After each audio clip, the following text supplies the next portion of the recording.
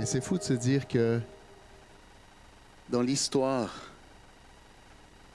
il y a des gens qui se réunissent encore et encore avec ce sentiment d'appartenir à quelque chose de plus grand qu'eux-mêmes.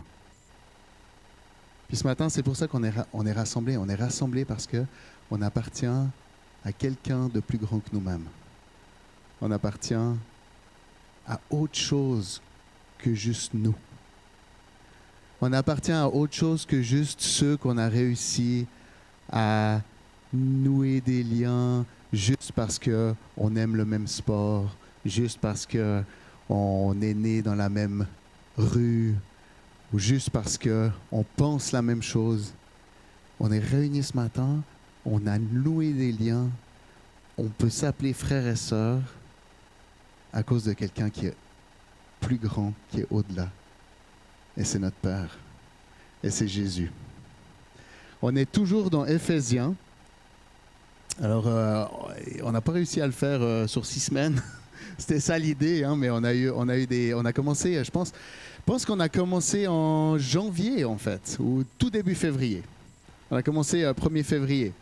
On a eu Éphésiens 1, mais ensuite on a eu une interruption, ensuite on a continué. Et puis Éphésiens 2, Éphésiens 3. Et on a vu aujourd'hui, ça va être Éphésiens 4. Alors je ne sais pas si vous vous rappelez, il y a un mois, Éphésiens 1, on avait parlé d'un mot, comment Paul, quand il commence sa lettre, tout au début, il appelle les gens à qui il s'adresse. C'est un mot qui commence par S, puis qui finit par INT. Il les appelle saints ou membres du peuple saint. Alors on a vu que c'est des lettres qui étaient écrites pour une région d'Éphèse, donc probablement destinées à plusieurs églises. C'est pas une lettre qui, comme d'autres lettres, adresse des problèmes d'une église que Paul a implantée, puis dit, OK, là j'ai vu que ça allait bien, là il y a ça et ça comme problème, fait que je vais écrire une lettre pour répondre à ces problèmes. On a vu que ce n'était pas ce type de lettre, c'était plus large, plus général, et qui choisissait de parler à quelque chose de bien précis dans les personnes, choisissait de parler à leur identité. OK? Plusieurs parlent justement que c'est une lettre qui parle de cette nouvelle identité, de cette nouvelle humanité, du plan que Dieu a, le plan fou de créer quelque chose de nouveau. Et c'est quelque chose qu'il a rêvé déjà depuis la fondation du monde. Et c'est cette humanité nouvelle.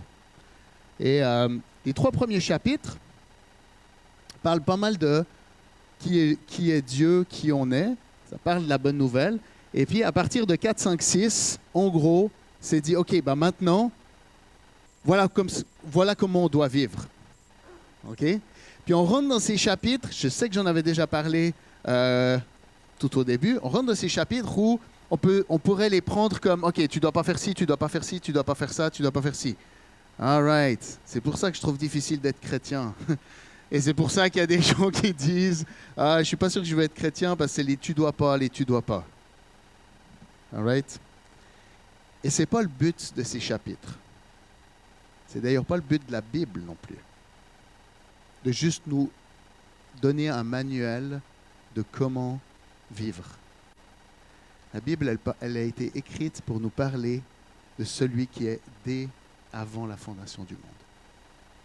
Pour nous parler de qui il est, pour nous parler de combien il nous aime, pour nous parler de qui on est nous aussi, pour décrire l'humanité et pour parler de à cause de qui il est et qu'il nous voit, qu'est-ce qu'il fait, qu'est-ce qu'il a fait pour nous. Donc, ce n'est pas un livre, la Bible, qui est censé être pris pour dire, OK, ben maintenant je vais faire ci, ça, ou je dois aller à gauche, je dois aller à droite. Des fois, Dieu nous parle, des fois, Dieu utilise la Bible pour nous parler quelque chose de précis, mais ce n'est pas le but. Le but de la Bible, c'est de nous parler du Père, c'est de nous parler du Fils, de nous parler de l'Esprit. Puis comment l'humain, avec son cœur, a été sauvé par ce Dieu d'amour, ce Père qui nous a aimés avant qu'on soit nés. De la même manière que des parents se réjouissent de la venue d'un enfant avant qu'il soit là. Combien d'entre nous on peut s'identifier au fait qu'on est capable d'aimer un enfant avant qu'il soit né?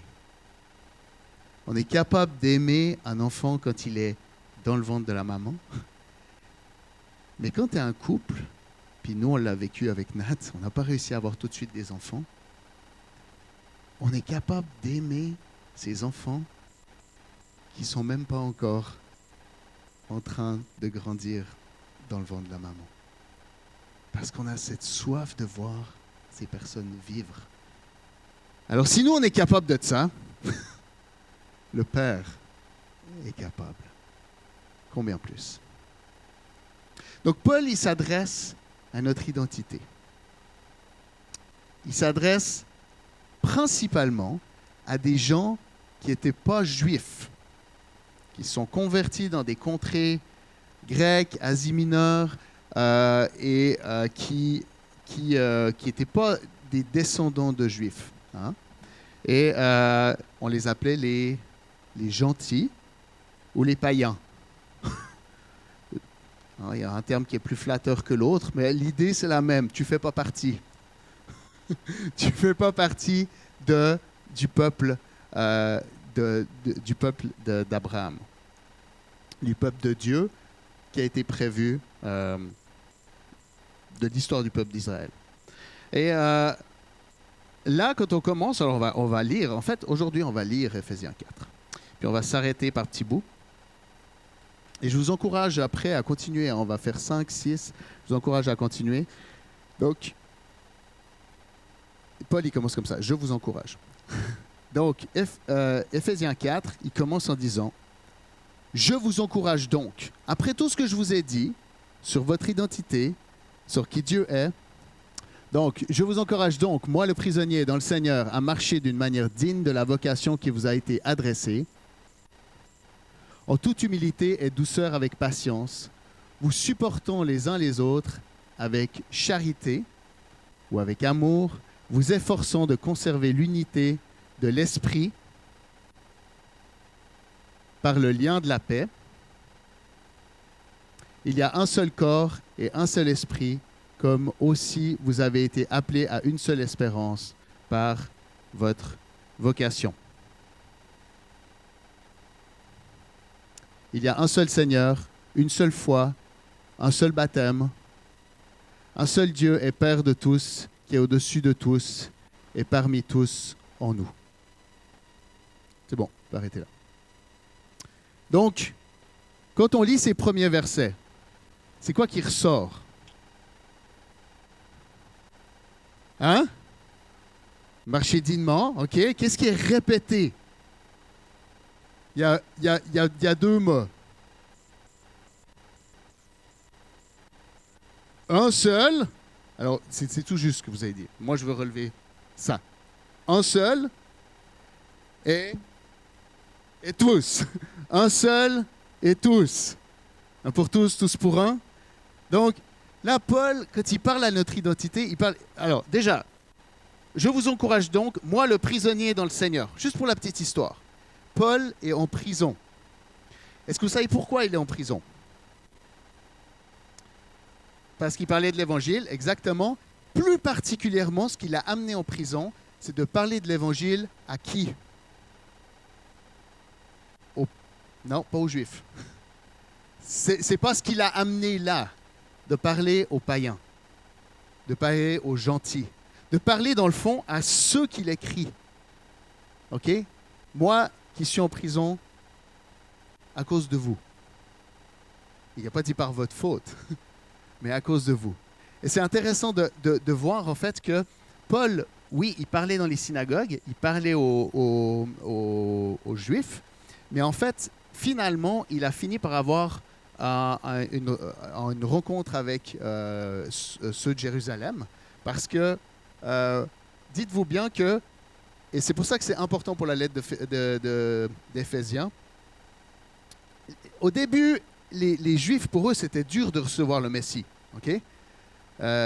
Mais, parce que bien sûr, il y avait les pharisiens ils se disaient, Jésus, il va prendre notre place, etc.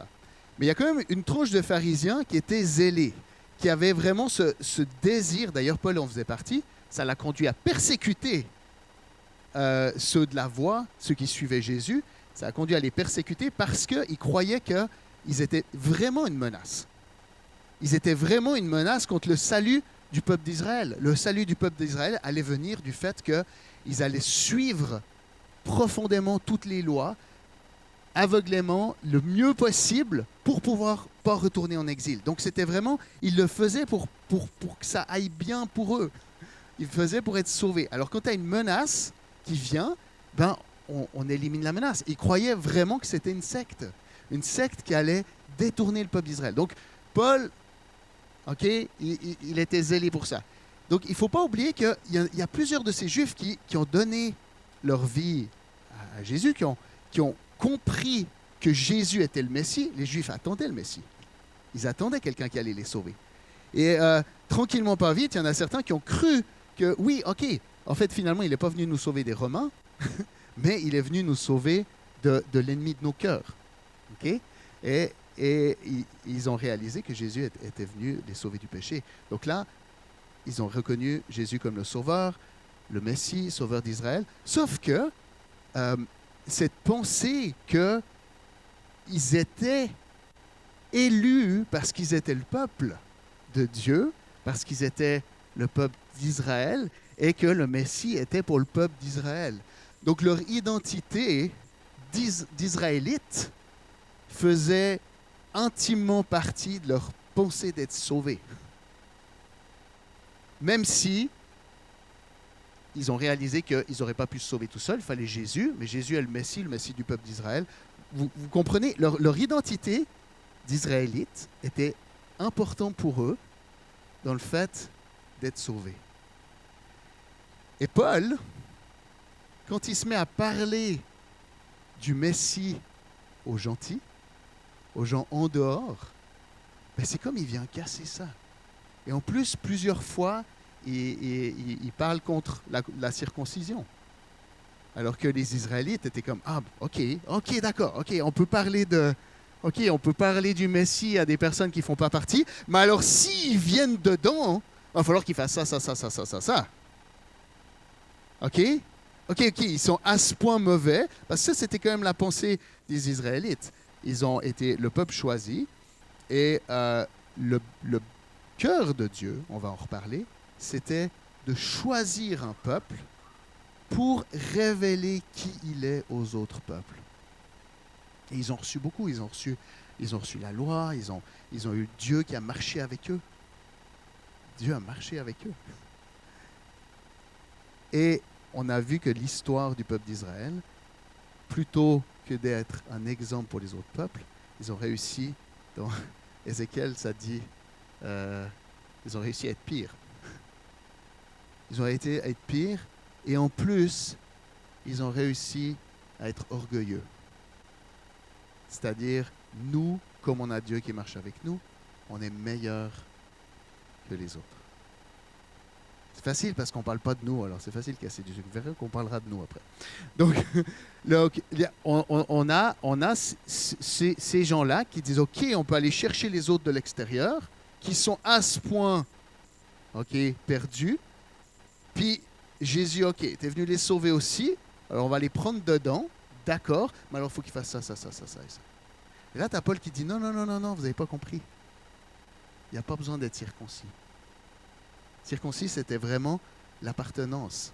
C'était de montrer qu'on était soumis, c'est l'alliance, ça représentait l'alliance. Hey, tu ne peux pas enlever ça. Donc, il a été rencontrer les personnes de Jérusalem qui avaient entendu parler de lui. Il a exposé ce que Dieu était en train de faire, comment Dieu était en train de toucher en dehors du peuple, en dehors des Juifs.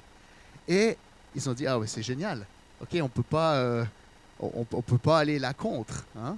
Donc, le concile, donc il y avait Jacques, entre autres, qui était le frère de Jésus. Mais ils ont dit, mais il y en a plusieurs qui t'accusent de révolter contre les Juifs, alors on propose que tu participes quand même, tu montres que tu n'es pas contre la loi. Okay? Comme Jésus qui a dit, je ne suis pas venu abolir la loi, je suis venu l'accomplir. Donc, Paul, on te propose que tu aides deux personnes qui doivent procéder dans le fait de devenir juif. Donc, il a accompagné deux jeunes personnes pour les ablutions, puis en tout cas des pratiques, que lui, il était correct avec. Et c'est dans ce contexte-là où Paul a finalement dit, OK, je vais faire ça. Ce n'est pas contre mes valeurs, ça ne détruit pas le message, puis ça me fait faire un pas pour essayer d'aller en chercher le plus possible. Hein. Paul, il avait ce cœur de dire, je suis juif avec les juifs, je suis grec avec les grecs. Hein. Il avait ce cœur de dire, le plus important, c'est d'aller chercher les cœurs, au-delà d'avoir raison. Donc, dans ce contexte-là, c'est là qu'il s'est fait arrêter. C'est dans ce contexte-là, parce qu'après, il y a des Juifs qui ont dit « Hey, regardez, c'est Paul qui est en train de parler contre la foi juive, qui est en train de parler contre les commandements de Moïse, etc., etc. » Donc, il s'est fait faussement accuser dans ce contexte-là. Et à partir de là, il a plus été libre, en fait. Donc, c'est intéressant de voir que Paul est en prison pour ceux à qui il écrit. Et ce n'est pas juste parce qu'il parlait de Jésus, mais particulièrement parce qu'il parlait du Messie à tout le monde. Et qu'il était convaincu que le Messie était pour tous. Il était convaincu que le seul moyen de faire partie de cette nouvelle humanité, c'était par Jésus. Et ça l'a amené en prison. Et c'est une des choses qu'on voit qu'il y avait des puissances qui étaient à l'œuvre. Et quand on lit Éphésiens, on va en reparler principalement après au dernier chapitre, mais déjà au premier chapitre, Paul nous avertit qu'il y a des puissances spirituelles. Il ne les définit pas vraiment, il n'est pas très spécifique, mais il dit qu'il y a des puissances spirituelles qui sont à l'œuvre.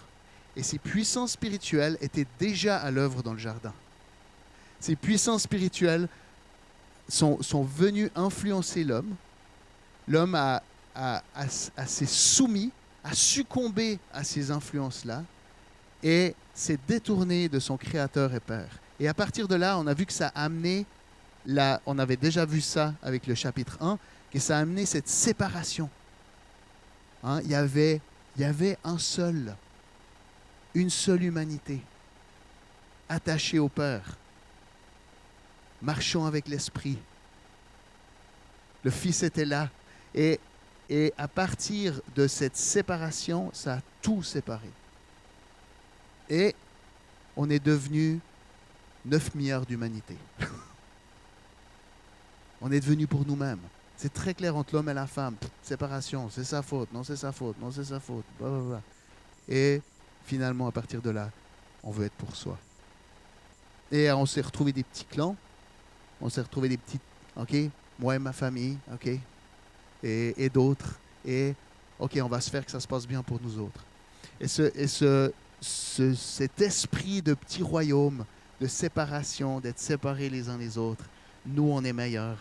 Et là, dans tout ça, il y a Dieu qui dit, OK, moi, j'envoie, je veux me révéler. Et il choisit un peuple, il choisit une famille, il choisit un peuple. Et là aussi, on voit que l'histoire, le cœur de Dieu, c'était de se révéler. L'histoire a montré qu'ils étaient pareils. Ils se sont sentis meilleurs. Nous, on est meilleurs. Et là, on se retrouve avec des personnes, avec l'esprit humain qui est encore là, qui dit, nous, on est meilleurs. Et Paul, il est très clair, il dit, la famille de Dieu, et on va en parler, la nouvelle humanité, tu en fais partie à une condition. Par Jésus. On va voir plus tard qu'est-ce que ça veut dire, faire partie par Jésus. Donc on l'a vu déjà la dernière fois, vous vous rappelez, la seule raison qu'on est assis là et qu'on peut dire je fais partie du peuple, je suis un enfant de Dieu, c'est parce que Jésus a pris notre place. C'est la seule raison. C'est ça qui fait qu'on est chrétien. Alors c'est pour ça qu'il insiste autant sur l'unité. OK? Il dit, il annonce la couleur. Supportez-vous les uns les autres, vous êtes ensemble dans cette histoire. OK? La gang, vous êtes ensemble. Donc, efforcez-vous de garder l'unité. OK? Un seul esprit, un seul corps. Vous avez été appelés à une seule espérance par votre vocation. OK? Une seule espérance. Une vie avec un Père pour l'éternité, ensemble, uniquement par le Fils. Donc, tous début, un seul baptême. Non, mais moi je suis chrétien parce que je lis bien ma Bible. Le baptême de la Bible. Moi, c'est parce que je fais ce que je dis. Le baptême des actions. Non. Le baptême, ceux qui se sont baptisés il n'y a pas longtemps, ils se rappellent, mort avec Christ, ressuscité avec Christ. Le fait que tu choisis de te faire baptiser, c'est parce que tu réalises que par toi-même, tu n'y arrives pas. Par toi-même ou par la voie de ce que toi tu as choisi, de ton chemin de salut. Moi, je vais réussir tout seul. Moi et ma gang, on est comme ça. Moi et ma gang, on réussit mieux. Ça amène nulle part. Et tu réalises que ça t'amène nulle part. Et tu dis, j'y arrive pas. J'arrive pas à être cette personne que Dieu m'a créé d'être. Et tu réalises que le seul qui a réussi, c'est Jésus. Et tu reconnais que Jésus, il a vécu. Il a été cette personne que tu n'as jamais pu être, que j'ai jamais pu être. Il l'a été. Et au lieu de récolter l'éternité avec son Père, il a récolté la mort. Et du coup, il a pu échanger sa place avec nous. Et il est ressuscité. Et du coup, en ressuscitant, ce n'est pas juste qu'il nous a libérés de la mort, mais ce que lui, il avait, il peut nous le donner. Son identité. Ça veut dire que c'est pour ça que tu peux être assis là et dire « Je suis une fille et je suis un fils du Dieu très haut ». C'est génial. Et ça, c'est notre identité de chrétien. C'est notre identité de la nouvelle humanité. On est des enfants de Dieu. Parce que on est comme Jésus. Pas parce qu'on y est arrivé. Parce qu'on n'y a pas arrivé, mais parce qu'on l'a reconnu. C'est malade. Et c'est pour ça que c'est encore un mystère pour beaucoup. Qu'est-ce que je peux faire? Mourir. Non, mais qu'est-ce que je peux faire? Tu peux encore essayer, mais tu peux pas. Lui, il l'a fait. Donc, un seul baptême. Un seul Dieu et Père de tous. On a tous le même Père. Vous avez le même Père que Moïse, vous avez le même Père que Paul, vous avez le même Père que Luc. Et celui dans la Bible. Le même Père. Le même Père que le Fils.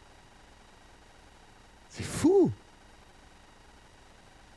Ceux qui connaissent un peu mon histoire, vous savez que ça a changé ma vie. Je ne connaissais pas mon père ou peu mon père. J'étais pas forcément quelqu'un dans le milieu où je vivais. Quand j'ai découvert que mon père, c'était le Père de l'univers. Au-dessus de tout, qui agit à travers tous et habite en tous. Donc, il est en train de restaurer, de dire, on est tous unis. Par contre, est-ce que cette unité, c'est l'uniformité? Ben, on va voir que non. Cependant, un pour tous, cependant, à chacun de nous, la grâce a été donnée à la mesure du don de Christ. Ça, c'est verset 7. Ça, c'est des phrases un peu compliquées. Je vous la relis. Cependant, à chacun de nous, la grâce a été donnée à la mesure du don de Christ. En gros, à chacun de nous a été donné quelque chose, à cause, pas de nous, mais à la mesure de Jésus. Ce qui nous est donné, c'est pas en réponse à nous. Oh, lui, il est super béni. Vous vous rappelez, on en a parlé la dernière fois. Aïe, aïe, aïe, lui est vraiment béni. Là. Moi, j'aimerais aussi. Là. on a reçu toute bénédiction. Toute bénédiction nous a été donnée. Donc, ce n'est pas une question de « oh, il est plus aimé, il est plus béni ». Jésus a unlocké, pour ceux qui jouent des jeux vidéo, Jésus a unlocké toute bénédiction. C'est vraiment... Et puis une fois que tu as unlocké, là, c'est unlocké. All right? Donc Jésus a débloqué toute bénédiction. On a reçu chacun à la mesure de Christ, à la mesure du don de Christ. C'est pourquoi il est dit, alors là il nous explique qu'il est monté sur les hauteurs, il a emmené des prisonniers et il a fait des dons aux hommes. Or, que signifie il est monté sinon qu'il est aussi descendu dans les régions les plus basses de la terre? Celui qui est descendu, c'est celui qui est monté. Ça, c'est du Paul. Hein? Celui qui est descendu, c'est aussi celui qui est monté au-dessus de tous les cieux afin de remplir tout l'univers. Et c'est pour nous dire, en fait, que Jésus, il a vaincu la mort, il vient du ciel, il est remonté, et les bénédictions qu'il nous donne viennent du ciel. Okay? Ils viennent de sa nature à lui. On ne parle pas de bénédiction humaine, on parle de bénédiction des lieux célestes. Et si on revient au chapitre 1, on avait parlé, quand ça parlait de toute bénédiction, ça parlait aussi de prier les uns pour les autres, pour de réaliser la puissance qu'on avait. Mais c'est cette même puissance qui a ressuscité Jésus d'entre les morts. Ce n'est pas cette puissance pour dominer ton voisin. Ce n'est pas cette puissance pour avoir des points à certains endroits. Ce n'est pas cette puissance pour être le meilleur toi-même au-dessus de tout le monde. Ce n'est pas cette puissance pour avoir la place dans la carrière que d'autres ne pourraient pas avoir. C'est cette puissance pour résister aux puissances. Parce que ça parle qu'il a mis toute domination sous Jésus. Toute domination a été mise sur Jésus. Donc cette même puissance qui a ressuscité Jésus, qui avait pris notre péché, le péché de l'humanité, sur lui, cette même puissance qui a ressuscité Jésus, il l'a unlocké pour nous. Donc c'est une puissance qui est pour résister, ce n'est pas une puissance pour dominer. Amen. En tout cas, pas dominer sur les autres humains. On verra dans le chapitre 6, bien sûr, c'est pour résister puis dominer sur les puissances, okay, contre eux.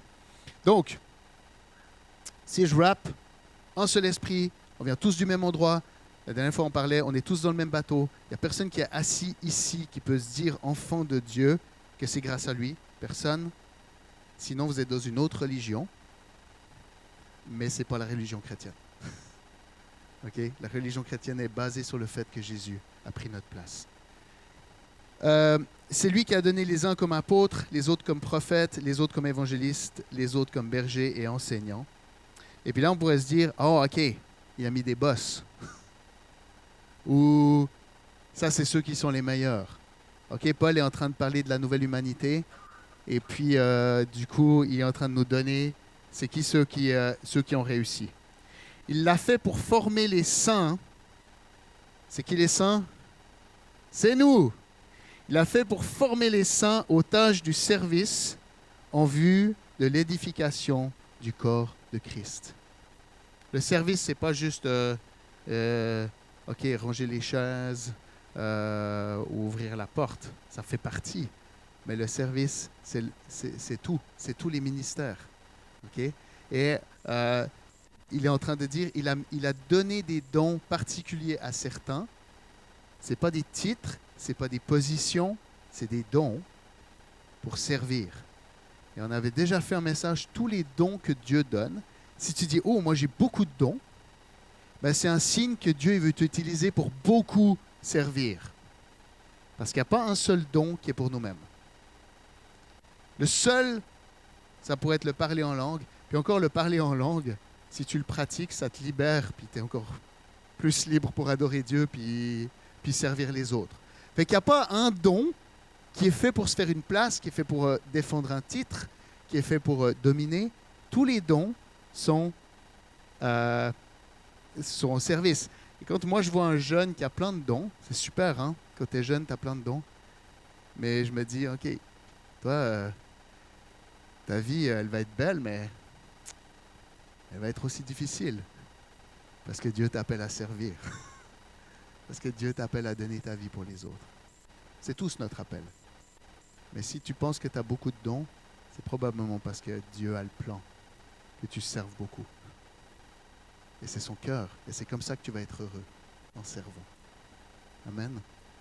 Donc, ces dons-là sont pour l'édification du corps, sont pour servir le corps, pour que le corps serve, pour que le corps soit cette nouvelle humanité qui envahit le monde, qui envahit la terre. Donc, c'était juste par rapport à ça. Ensuite, dans le but, si je jump à la fin du 13, qu'on parvienne à la maturité, à la mesure de la stature parfaite de Christ. En gros, qu'on ressemble de plus en plus à Jésus. Ainsi, nous ne serons plus des petits enfants ballottés et emportés par tout vent, par la ruse des hommes et les habiletés dans les manœuvres d'égarement. Donc là, il est déjà en train de parler de ruse et de mensonges. Puis on va voir. C'est intéressant. Donc, en gros, il nous dit, tenez-vous les uns les autres. Et premièrement, il a envoyé des serviteurs pour nous aider à être de plus en plus comme Jésus. Et en plus, il va montrer que ce n'est pas juste des personnes qui s'occupent, mais c'est tous ensemble. Et là, il l'annonce avec le verset 15. Mais en 10 ans, écoutez bien, parce que c'est intéressant, ça nous annonce la suite, et ça fait vraiment partie du cœur de ce qu'on veut vivre en tant qu'Église. Mais en disant la vérité dans l'amour, nous grandirons à tout point de vue vers celui qui a la tête, Christ. Et puis, il le redit 10 versets plus loin, si vous voulez jumper au 25. C'est pourquoi, vous débarrassant du mensonge, dites chacun la vérité à votre prochain, car nous sommes membres les uns des autres. Si on revient au 15, le fait de se dire la vérité dans l'amour, est-ce que c'est seulement certaines personnes qui ont le droit de dire la vérité? Tous. Tous sont appelés à dire la vérité dans l'amour. Puis on va prendre quelques minutes pour explorer qu'est-ce que ça veut dire, cette vérité dans l'amour. Mais d'abord, simplement, je vais vous lire les quelques versets. C'est lui que le corps tout entier, bien coordonné, solidement uni, grâce, donc je suis au 16, et solidement uni grâce aux articulations dont il est muni, tire sa croissance en fonction de l'activité qui convient à chacune de ses parties et s'édifie lui-même dans l'amour. Donc Dieu, il a un plan pour chacun. Chacun a une place. Donc chacun, il n'y a personne qui mérite sa place, mais Dieu nous utilise tous. Dieu nous utilise tous dans son corps. Vous faites partie. Alors, je vais dire une phrase simple, mais j'espère qu'elle touche vos cœurs. Tu fais partie du plan de Dieu. Tu fais partie du plan de Dieu.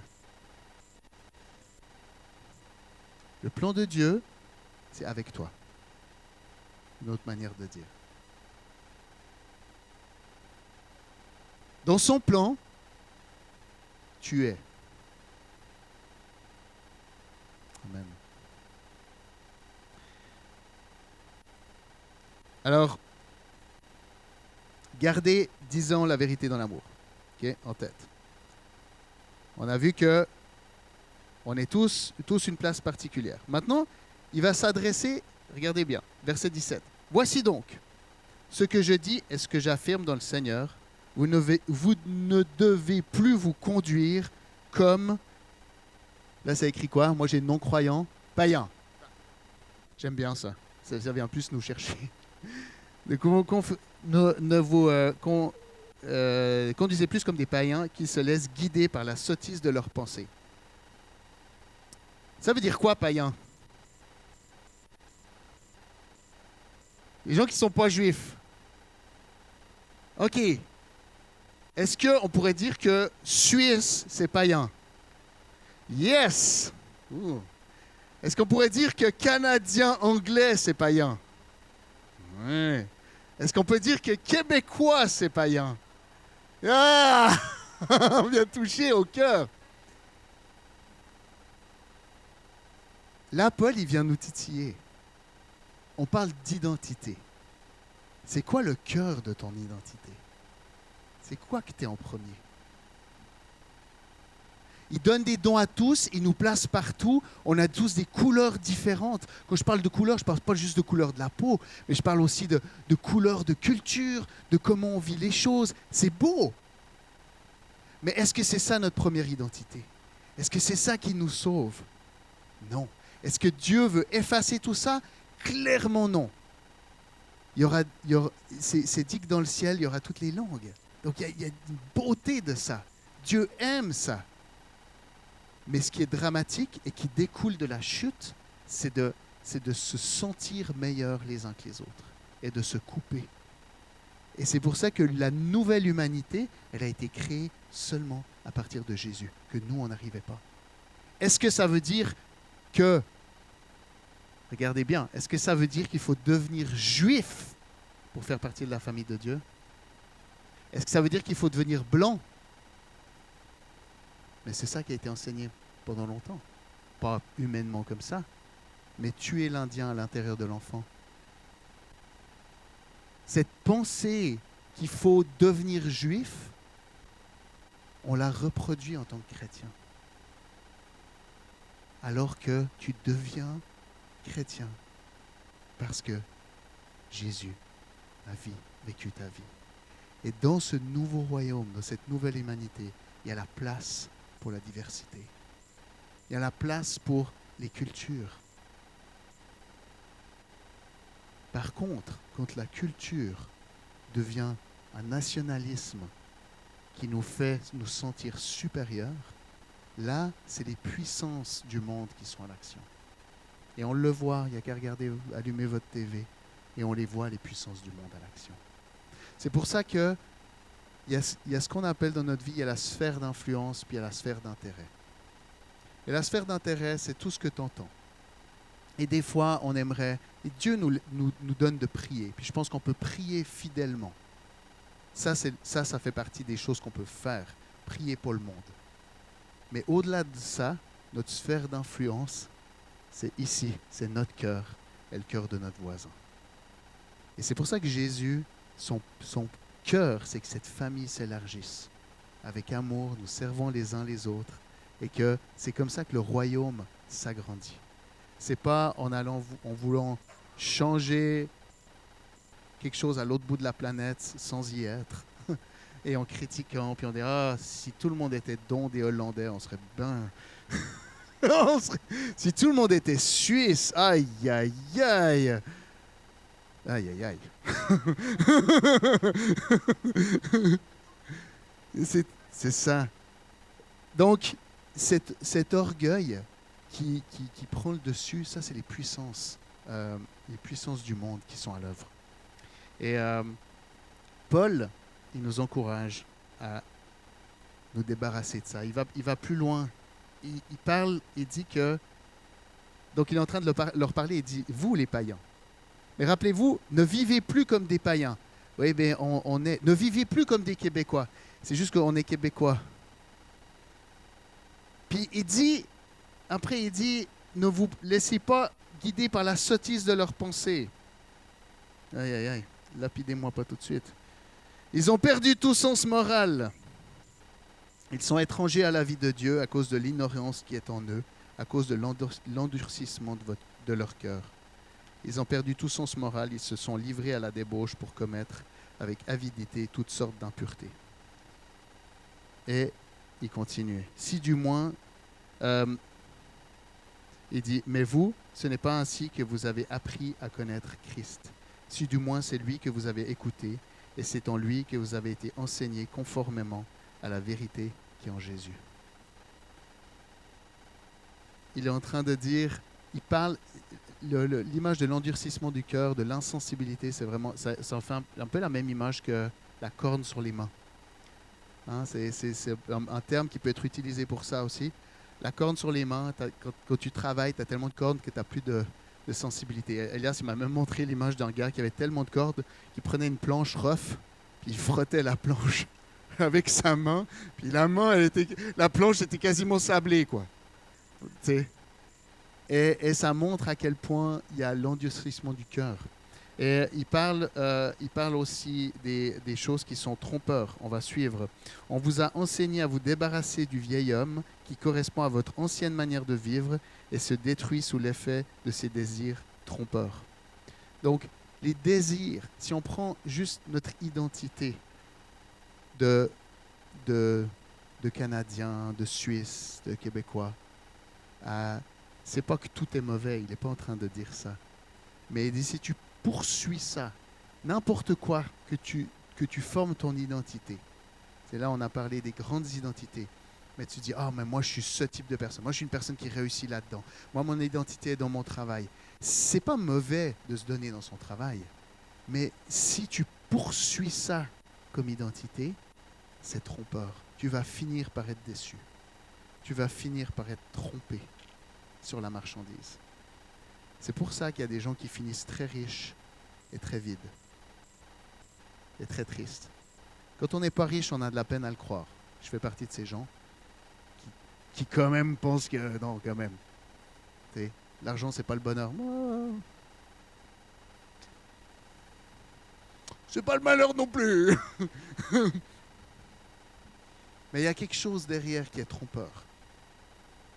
Et quand on poursuit ça comme identité, on finit par être trompé. Et il dit, mais vous n'êtes pas comme ça. C'est pas votre identité. C'est pas qui vous êtes. Et là, c'est là qu'on a l'image du vieil homme, notre ancienne identité, puis tu remets l'identité de Jésus. Pourquoi? Parce que Jésus, il nous l'a donné, cette identité. Alors c'est pour ça qu'il dit, faites pas ça, faites pas ça, faites pas ça. Est-ce qu'il est en train de dire, vous devez faire ça si vous voulez faire partie? Non. Il est en train de dire, hey, regarde-toi. Rappelle-toi qui tu es. Regarde-toi. Tu as mis des nouveaux habits. Tu n'es plus cette personne-là. Tu n'es plus cette personne-là. Rappelle-toi qui tu es. Débarrasse-toi du mensonge.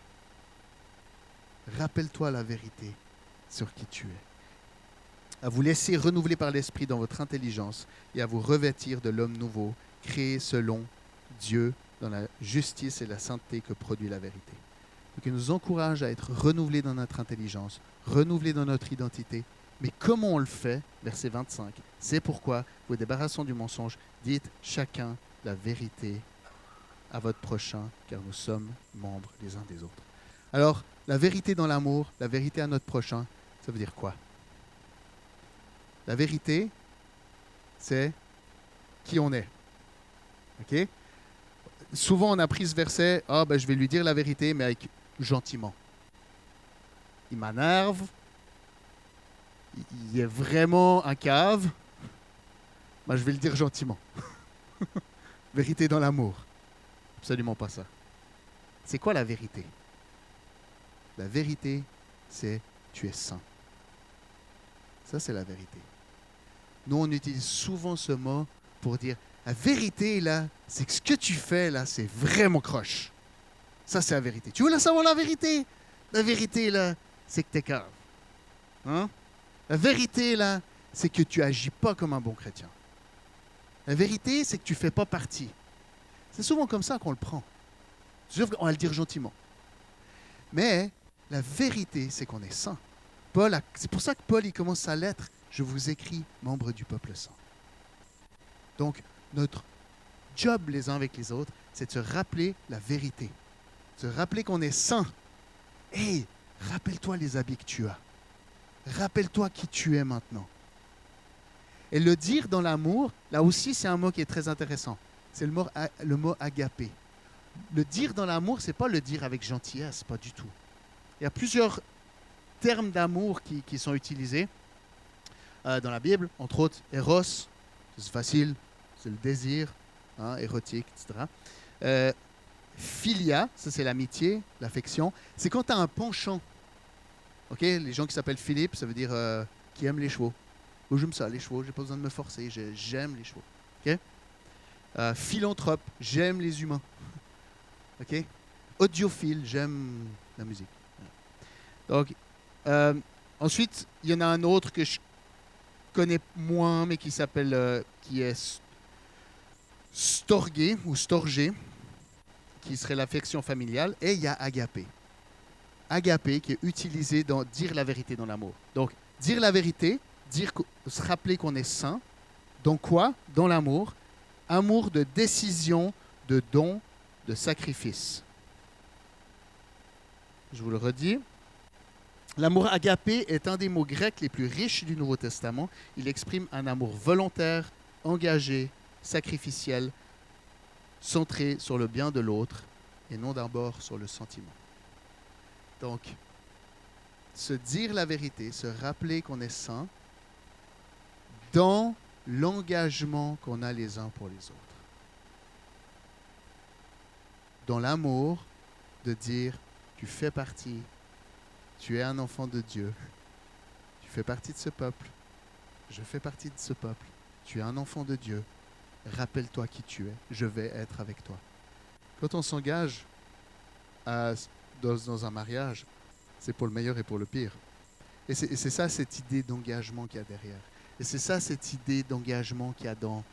C'est pour ça que c'est autant utilisé le mot agapé pour parler du peuple de Dieu, pour parler de Dieu. Dieu s'est engagé envers nous.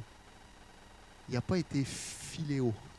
Il n'a pas dit je pense que j'ai un petit penchant, je les trouve bien le fun. Il a tellement souffert avec l'humanité. Il s'est engagé envers l'humanité. Et c'est pareil envers nous. Il s'est engagé envers nous. Avant même qu'on naisse, il donne sa vie pour nous. Vous n'avez rien pu faire. On n'avait rien pu faire, mais il a pris le risque de donner sa vie pour nous. Ça, c'est un amour agapé, c'est un amour engagé. C'est un amour qui choisit, c'est un amour qui fait passer le bien de l'autre. C'est le même amour quand tu aimes un bébé qui va faire caca, te réveiller la nuit, and so on. Tu ne le fais pas pour le retour qu'il te donne. Tu le fais parce que tu t'engages envers lui, tu le fais parce que tu donnes ta vie pour lui. Et c'est ça, c'est cet amour-là. C'est dans ce contexte-là qu'on se dit la vérité les uns aux autres. C'est ça le but du peuple de Dieu. C'est de vivre cet amour, qui est un des amours les plus compliqués à vivre, d'être engagés les uns les autres. On a plusieurs occasions de le vivre, mais c'est pour ça qu'il y a des grands risques de jouer avec ça. Comme on peut être déchiré dans la famille, parce qu'on peut se sentir des fois abusé, parce que quelqu'un il profite du fait qu'on est engagé. C'est pour ça qu'il nous encourage à dire la vérité, de se rappeler les choses les uns aux autres. Mais il nous encourage vraiment à être engagés les uns avec les autres, à nous aimer de cet amour agapé. Et je vais juste, on va terminer là, puis je vais juste vous dire une perle aussi de verset 29, qu'aucune parole malsaine ne sorte de votre bouche, mais seulement de bonnes paroles. On pourrait s'arrêter, et les paroles malsaines, c'est juste de dire des mauvaises jokes ou de dire. Mais là, regardez, qui, en fonction des besoins, servent à l'édification et transmettent une grâce à ceux qui les entendent. Donc, que de votre bouche ne sortent que les paroles qui servent à l'identification. Si on parle dans la vie de l'autre personne en décrivant son ancienne identité, est-ce que ça sert à son identification? Non. On est en train de la scléroser, on est en train de l'enfermer. Et les gens avec qui on vit, là, c'est le plus dur. Pas parce qu'ils sont plus croches, mais parce que ça vient nous chercher tellement que c'est tellement facile, moi je vois avec mes enfants, de rappeler leur ancienne nature sur eux. Mais c'est ça le plus dommageable. C'est quand on se décrit par notre ancienne nature. Et on ne se dit pas la vérité dans l'amour. La vérité, c'est notre nouvelle nature. Et de se rappeler, de dire, rappelle-toi qui tu es. Puis c'est pour ça qu'à l'Église, on a des valeurs. Je veux juste vous lire, pas en entier parce que ça serait trop long, mais je vous lis juste quelques petites bribes. Je ne sais pas si vous avez vu, il y a la vision qui tourne le matin avant qu'on arrive. Là. Mais là, les valeurs qu'on a dit. Et nous voulons être, j'ai mis nous sommes, parce que Dieu a fait de nous des saints, une communauté de foi, une église accueillante, qui aspire à ce que l'Esprit de Dieu soit libre de se révéler et d'agir, qui accueille chacun comme il est, qui désire ouvrir sa maison et son cœur pour l'autre.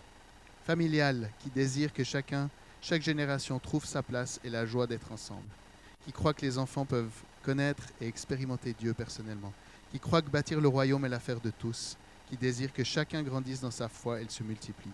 Passionné, qui aspire à connaître Dieu le Père profondément, qui aime Jésus et la Bible sans compromis, qui aspire à vivre les rêves impossibles de Dieu, qui aspire à la guérison des cœurs, qui aime et aide ceux qui souffrent, qui partage autour d'elle le message de la bonne nouvelle de Jésus pour tous. Ça, c'est une partie de notre identité.